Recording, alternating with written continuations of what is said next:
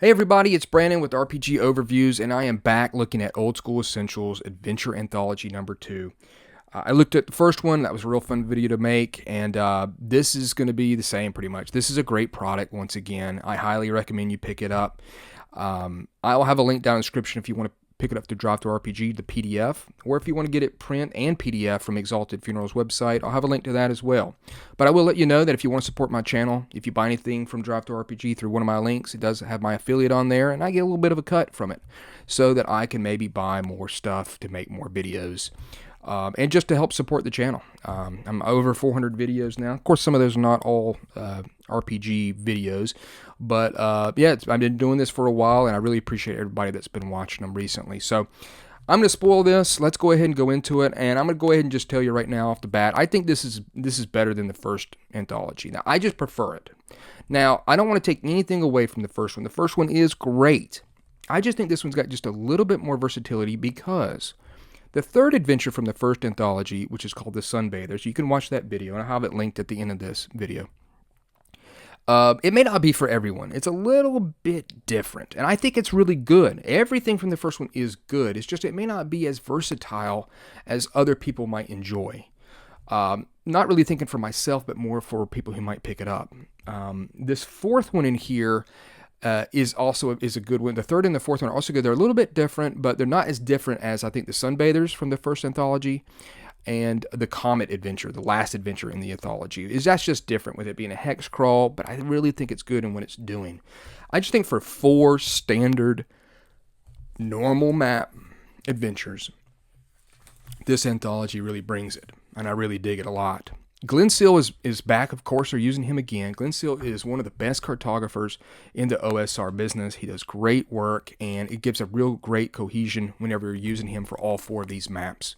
So again, kudos to him. I'm a big fan of his work, and yeah, I think I've said that many times. But let's go over these adventures, and I'm not going to go through them as deep. I don't want this video to be so long. Barrow of the Bone Blaggards is going to be kind of your starting adventure. If you pick this up, this is what I would tell you to go with. If you can see here, it's levels 1 through 3. Unearth the necromantic secrets of a freshly opened Barrow mound. So yeah, you got that one, right? So it's going to be kind of like your beginning adventure. It's got zombies, it's got skeletons, it's got a cool pixie, an undead treant, it's got this necromancer who's screwed up. It's going to have some mold, some rats and things like that, and some cool passageways and things to find, right? So then we've got the Shrine of the Oozing Serpent. Now, one thing I dig about all these adventures, really, is that there's multiple ways to go into them. So you can go into this, like this Ravener's Ghat, the fourth one. You can go in through it this way, or you can go in through it this way, and that's just going to really change up how the players explore these places. And I just think it's a really great design choice. Now you've got this front door right here, this gate here to the Cathedral of the Crimson Death, but you don't have to go straight to these doors. You can maybe creep around and try to find what else you may have, to explore and see. I think that's neat. And the same with these ones right here, the Barrow. You've got the main Barrow door, or you've got this crazy little cave right here you can go through.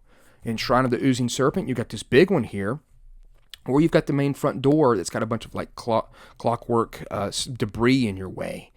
Just neat. It helps it not be so standard. This is how your players are always going to go like this, so that's fun, right?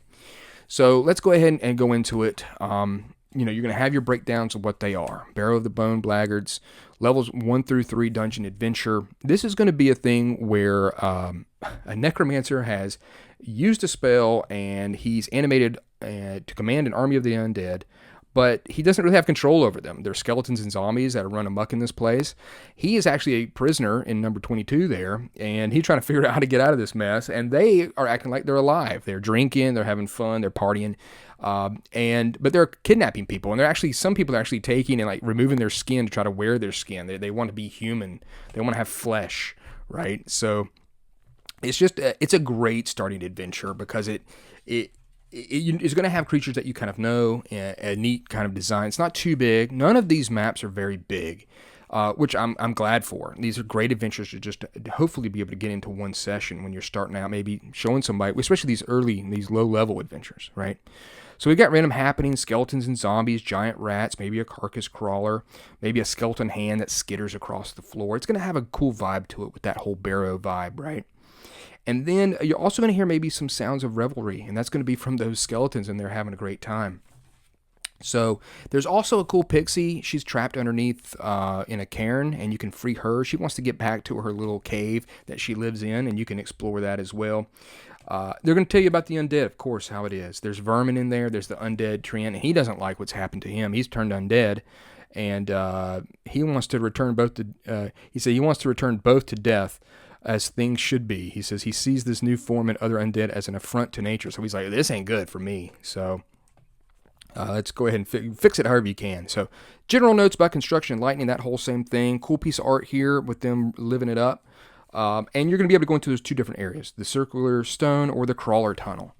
And you're going to explore the place. There's going to be some cool magic. There's going to be a lot of treasure. Even at this low level, you know, they're going to really give you a good amount of treasure that you're going to need to come out of with some good experience with this. But you know, you're going to have a lot of burial alcoves and things like that to search through. There is some nasty traps, of course. This trapped fairy, she is pretty neat. You can talk to her. There are some, like her in the Trent you can talk to. You can give her aid. She will use her powers of invisibility to help the party. So that's cool, to help get rid of the skeletons. You're going to be exploring storerooms and looking out for skeletons as they walk around. There'll be a yellow mold. I can't stand molds and slimes and oozes. They're always nasty. They'll be attached. One of them's attached to a tapestry you might search and try to get. This burning shrine is neat. It's got some gems in it, and you're going to need to switch out some glass eyes for this statue's eyes in order to stop this fire. This blue, these blue gemstones you want to try to get from this white smokeless flames, but they'll do damage to you. So, just a neat kind of little small puzzle here to give you some treasure. You might find this guard room. There's some murals and some skeletons in there. There is a prison full of some people. You could use some of these people if you want. These are merchants that will, of course, reward you if you free them. But you could use those as PCs if someone dies, of course. You can find the Mossy Cave. That's where she lives. That's cool. There's a giant black widow, a lair of this spider. Of course, you might have to fight them. There's always seems to be spiders in these places as well. You'll come to the tree cave where you'll meet him. That's a cool interaction. You may just try to attack him, but he actually is kind of quite sympathetic to helping you out, or at least explaining some stuff to you. And he's like, hey, these guys suck. So, you know, I'm with you in that regard. But he thinks you might be a skeleton, so he may attack you. So that's probably going to end up in a combat, I would think. There's some carcass crawler that's in a skull that's groaning, and it's a skull of a knight that you can talk to, and he's actually one of the reanimated skeletons from the tombs, and he has to be taken to the party. He calls for help from the other undead as soon as the party enters any room. He's actually a traitor. He kind of sucks. So you got that going for you. There's a cool crystal spring that'll heal you, but it's going to give you the hiccups, so watch out for that. Then you have your central crypt, right?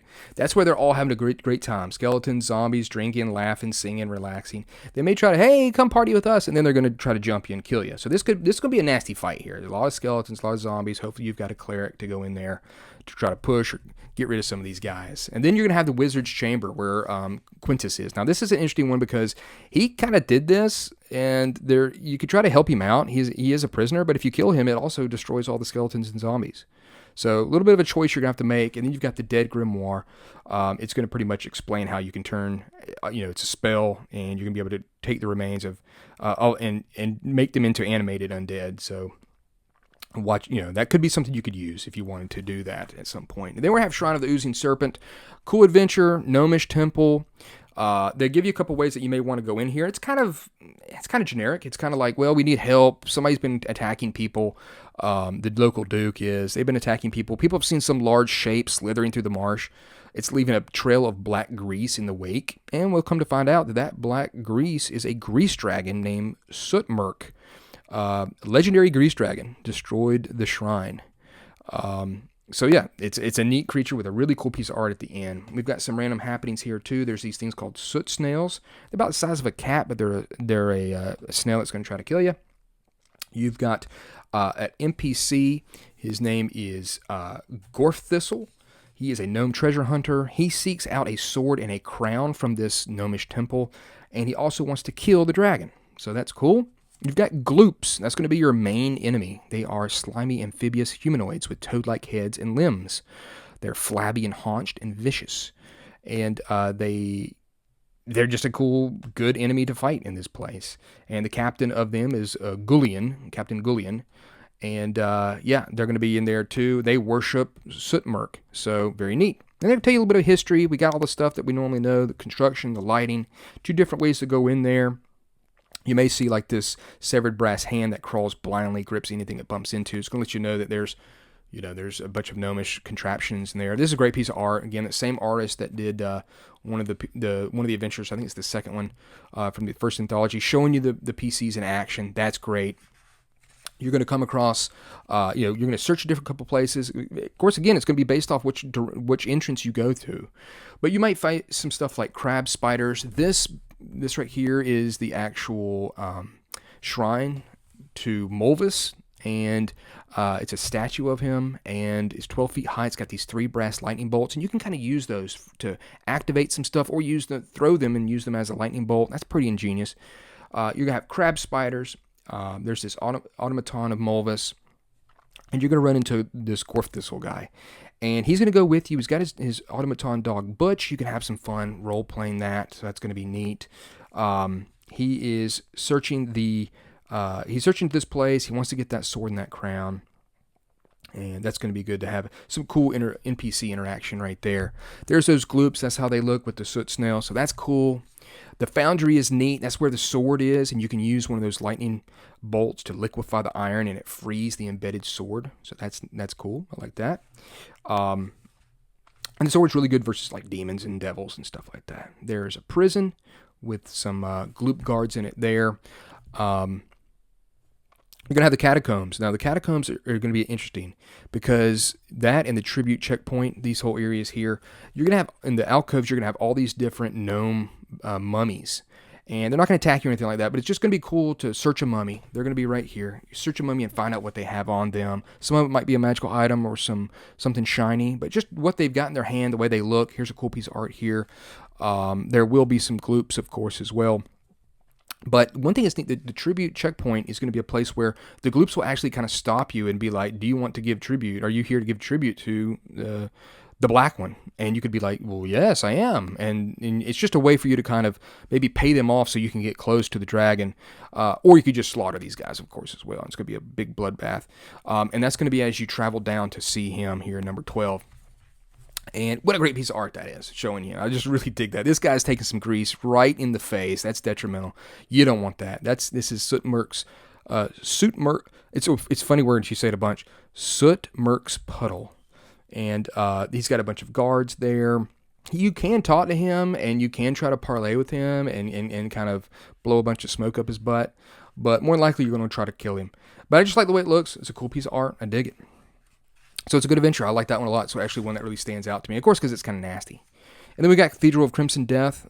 This is a cool one in which a plague ravaged the land. They tried to do everything they could, this church, but they finally turned to like imprisoning, torturing, and fire to help purge the contagion. So that didn't go well. So the actual demon who started the plague was like, okay, I'm going to kill the church's leader, the Crimson Bishop, assume his form, and now I'll take this place over, and I'll use it to grow my domain in the world. So yeah, I'll just take over what is trying to defeat me. A couple different ways to get in there, or reasonings for you to get in there. And again, like I said, you can go in here and then try to see if there's anything else, any other way to get into the building. But you're going to be exploring this place. There's going to be a couple of foes trying to get you. The Crimson Knights, they're going to be corrupted by the demonic Crimson Bishop. And they're just kind of like, they're going to be kind of like your grunt that you're going to fight in here. There's also a captain that's in there as well. His mind's kind of broken. He knows what these guys are. The Sons of Bahal, I guess it's called. They're undead. It's these guys here. They got some armor. And they're infected with that death plague. They've transformed into rotting undead. So there's going to be kind of like your mid-bosses you're going to fight there. These are going to be your tougher foes. And then you've got priests. They are faithful to Bahal. It says the priests who remain faithful to Bahal were slain, and some were taken as prisoners. And you might come across them as well in there. You've got some prisoners as well that's been taken. And then, of course, the Crimson Bishop, who was a demon. So you'll be exploring the place. And great art. This Justine Jones does the art. She does a fantastic job. And you're going to come across Crimson Knights, maybe some initiates that have just started with this cult in essence. You might have to do some sneaking around, trying to kill these guys. Search the grounds of the cathedral before you go inside, and then you're going to go through your kind of normal dungeon crawl through rooms. Maybe running across these Sons of Bahal. Maybe running into the Whistling Cook, and here's a cool piece of art of him right there. He's not too smart, and he can be convinced that the PCs belong there, so that's kind of neat. Again, an NPC that you don't have to immediately murder. And you'll be exploring the place, and in a courtyard, it's got a cool bell right here. Really like that piece of art as well. There is a Sergeant Grimlock that's in there. And then, again, more exploration until you finally, of course, you're gonna come to a couple places they're gonna have some secret passageways that's gonna lead you down into the final area. You will fight these grave spiders that look really cool with their human head abdomens. This pit of ashes is nasty with a whole bunch of bodies they've dumped in there, and it's riddled with rot grubs. You're gonna go and fight this great piece of art here, this Crimson Bishop, and he's a really nasty battle. He's got mundane damage immunity, so watch out for that. He's got a gaze that'll make you a -2 penalty to attack rolls. Watch out. He's got some bodies around him that will turn into ghouls. He's got a ton of treasure in a chest next to him. Love this art. And then once you defeat him and you've won the day, there is this giant pit that you can go down with a blue light. And there'll be whispers inviting you to go down further. It is bottomless, but it could lead to another adventure. So I always kind of like these open-ended things where, hey, you go here, you do more stuff. So great adventure right there. Diogo's done a fantastic job with this adventure. I think it's really cool. And you got the Ravener's Ghat. I believe that's how it's said. It's level 6 to 8. This is going to be obviously your more advanced adventure here. And a couple of different ways to get there. Loot, maybe you seek out wisdom, or you want to try to kill the Ravener. Maybe a holy order is trying to prevent his awakening. And what he is a Rakshasa who he's reigned here as the herald of monsoons, a divine servant of the monsoon god. Well, what happened was, as people started giving him offerings to the monsoon god, well, he started taking it for himself. And so, of course, jealous of the sun's golden warmth, he shrouded the land in endless monsoon. And that displeased the divine, and it made it so that he is imprisoned. The Punjari, who are pretty much the priests there, they imprisoned him, severed his left hand, and shackled him to the woods and into the waters of the floods in number 20 here. So he's forever to remain there, but the place reigns. It's gotten like kind of lost through time, and the protections that are there. The magic veil has started to erode and slowly decay. So there's 2 different ways to go there. So again, I really dig that a lot. I'd probably start off with number 1. That's just me if I was running this. But one thing I really dig, we got this map here, but look, we've got an isometric map. It's fantastic. And that's really going to help you kind of see exactly how it is from this mountain road right there, those stairs going down, and just how it is. Then you got this waterfall, and he's trapped underneath all this water. He's shackled underneath there, right? So we've got a couple things. We've got these things called falsehoods. They're shadow manifestations. They're in murals and stuff like that, and when you get close to it, look at them, they're going to jump out of the mural and attack you. They can't leave the mural, but they can claw you and try to kill you that way. You're going to have some treasure hunters down here that you can interact with and maybe sell some stuff to. They've explored some stuff, and they can tell you more about it, especially if you come from 13 and go straight to them. But they're going to sell stuff for twice the price, so that stinks. One thing that's happened with this is that the wildlife has been, from drinking the corrupted waters, the crocodiles and rock baboons have become elevated. They have gained the ability to speak. They're at 2 forces. It says the 2 forces view one another with contempt. They fear the falsehoods. They're in the murals and stuff, and so yeah, they're kind of against each other. But it's the baboons are going to be interesting because you can kind of talk to them in the adventure. You've got mummified Punjari, the former servants of the Ravener, and they've sworn to serve the Ravener. They are unable to finally destroy him, but remain here as mummified sentinels. They despise the treasure hunters, enemies of the Rakshasa warriors, whom they continue to thwart. So the Rakshasa warriors are there. They're man-eaters. They're drawn to the newly revealed Ghat. They search for the hand of the Ravener, and They want to use it to restore his power. So you're going to be exploring this temple. It's going to be raining. It's got a cool visual to it. You're going to learn some different words, some different names of some like antechambers and chambers of the temple, the embankment here, just what it's called. So you'll use that. It's going to give it kind of a different type of feel to it. We've got our normal stuff that we've got, like the construction and the lighting. The art is a little bit more abstract.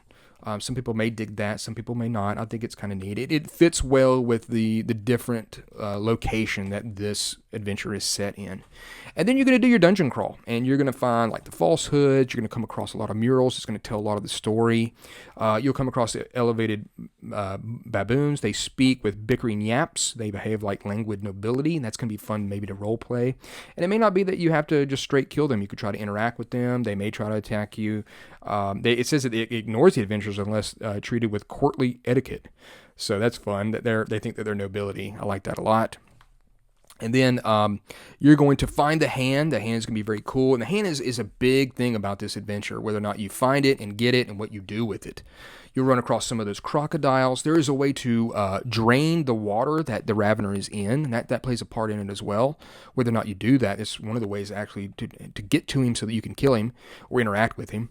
There is an abbot here that'll tell you some more information. He's been sitting there for a long, long time. He sits here in this chair. So another cool moment to be able to interact with something that's old and ancient and knows what's going on. And he's got a bunch of eldritch tomes that you can go and search and get. A lot of treasure is in this adventure. A ton of treasure.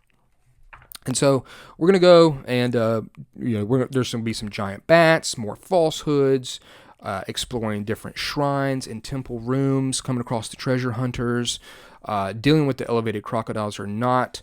And if you turn the wheels and you're able to pour out the water, you need a bless spell as well. You're going to be able to empty it into the lands below, and it'll reveal the Ravener. He immediately calls out to the PCs. He has an ability that's called, that he can cloak his form. And so he's going to immediately, if you haven't figured out exactly what's going on, he's going to change his form into somebody that maybe you'll be more sympathetic to, and it won't look like a Rakshasa. And then you're going to go down there, and here he is. So he's going to sense whether or not you have his hand, his severed hand. You can speak with him. If you give it to him, he's just going to break free because he's going to be much stronger. You're going to have to swear your loyalty to him. If not, he's just going to butcher you, right? So if you defeat him, the rain stops, and the Punjari, freed from their mission, they crumble to dust. The clean waters gradually sweep the Ghat of corruption, and the temple is holy again. So that's how you're going to try to do that. His horde is absolutely massive, full of loot. But one thing is neat is that he if you fight him without his hand or with his hand, he's much stronger. But that's the only way to really kill him. But with his hand, he gets regeneration, he's got energy damage reduction, and at 0 hit points, he returns to life with full hit points after 1 turn. And it can only be killed if his bejeweled left hand is severed and destroyed. So you need to try to destroy that hand. So yeah, it's an interesting way to try to decide what you're going to do, if you're going to free him or whatever the case may be. I think most heroes are not going to side with him, of course. But that's it. That is the 4 adventures. I think they're really strong. I like this book a lot. Like I said, from the first one to the second one, they're both great. If someone was to say to me, and I'm saying now, which one do you like better? I think I would choose this one, only because it's more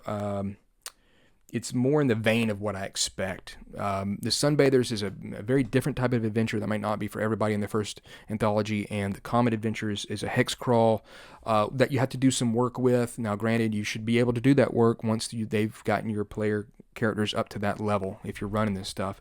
But still, just as maps and giving you, like I said, there are 4 kind of typical adventures, so they're easier to run, is what I'm saying, than maybe the Sunbathers and that 4th adventure in the first anthology. So there it is, as always. Thank you very much. I hope this has been beneficial for you.